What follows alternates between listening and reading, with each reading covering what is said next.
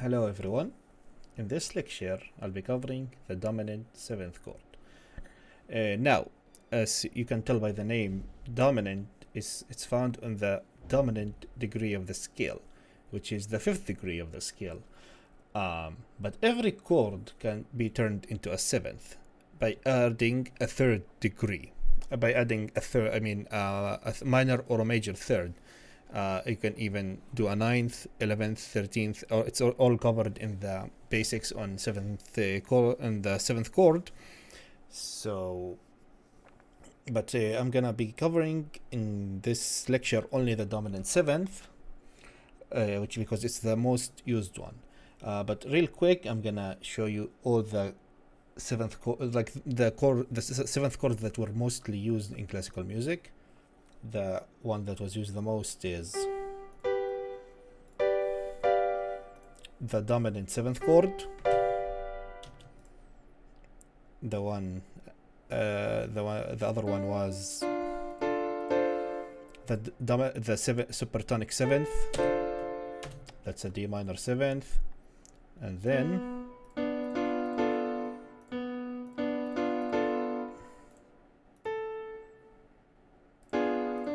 the half diminished chord and the fully diminished chord. The fully diminished is basically all minor thirds apart. The half diminished has a major third at the end. Okay, but we'll talk about that later. For now, we're gonna talk about the dominant 7th chord. Again, it's the most important chord, 7th chord in the classical music. It even gives a stronger sense of finish. Dominant 7th chord literally always goes to the tonic. If you can't, you can if you try hard enough, but it would sound not as good. I think like the dominant 7th chord was almost exclusively used for a tonic finish. So let's do in C major scale, the dominant is a G major 7th chord. So that's a G.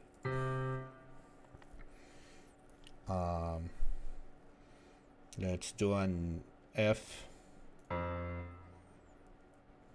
Let's do a G and a C.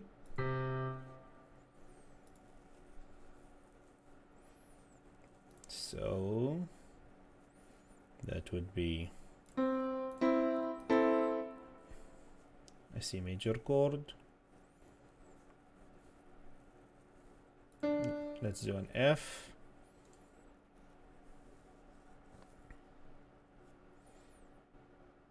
No, actually, I'm gonna do an inverted F.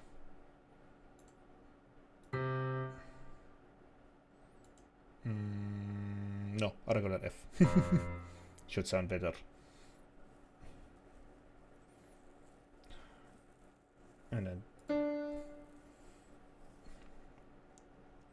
Oh wait, no. Okay, I see what I messed up. My bad. Now that's a C chord. Yeah, that's how you can tell I'm tired. I'm making all these videos back to back, just uploading on a different day because I have college and I want to have videos ready because now I have the time to actually make those videos. So that's a C chord.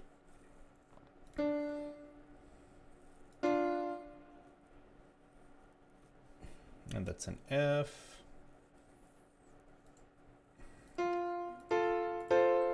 We'll have that. And then the fan favorite, the 7th degree chord, the dominant 7th chord. This would be an F, a C, and D. Yeah, I'm very tired. Okay, so this will go here.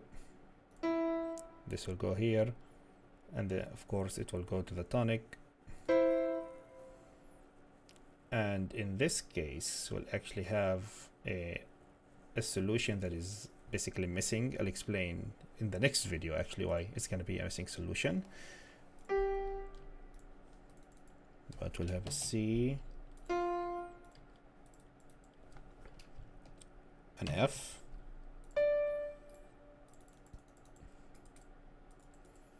a G 7th chord, and a C.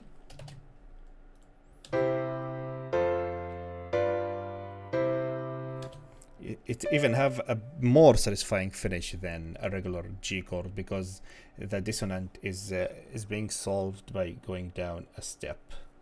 It has a really strong sense of finish because of the seventh. The seventh. Okay, so rule of thumb: a minor.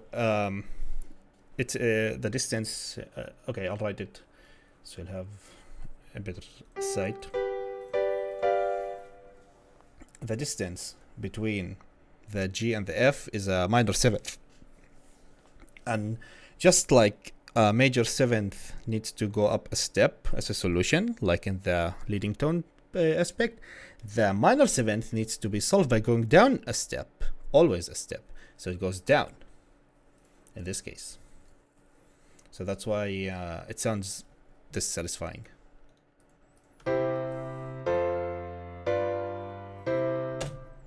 And of course, it can be inverted. It doesn't have to be... No.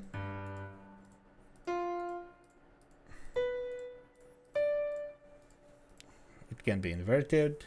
Let's try to invert it.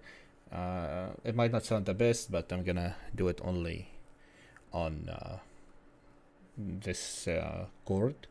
Just so I don't have to play a lot, because I'm gonna show you 3 inversions, because there are 4 different chords, so you can have 3 different inversions along with the root position, which is a 4th inversion basically. So we're gonna do a C and a D, and in this case we'll have a very different solution. The C have to go here, and the D have to go down to C, and the F have to go down to E, and the G stays.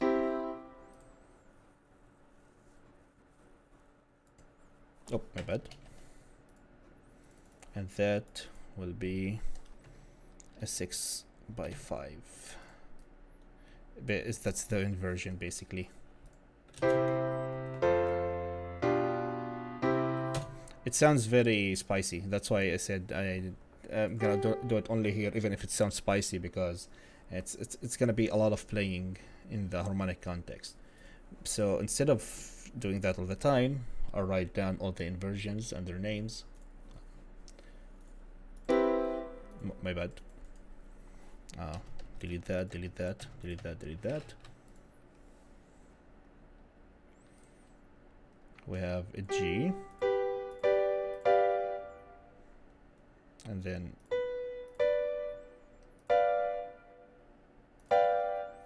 basically that, and then my bad, and finally those are all the inversions possible. We have a G7th, we have a G6/5, we have a, wait, did I just, oh, no, hold on, we have a G4/3, and we have a G2.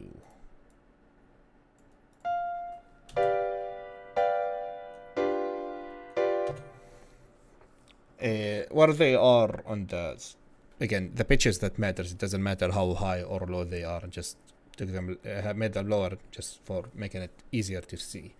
But yeah, so those are all the inversions: the root position, first, second, and third inversion.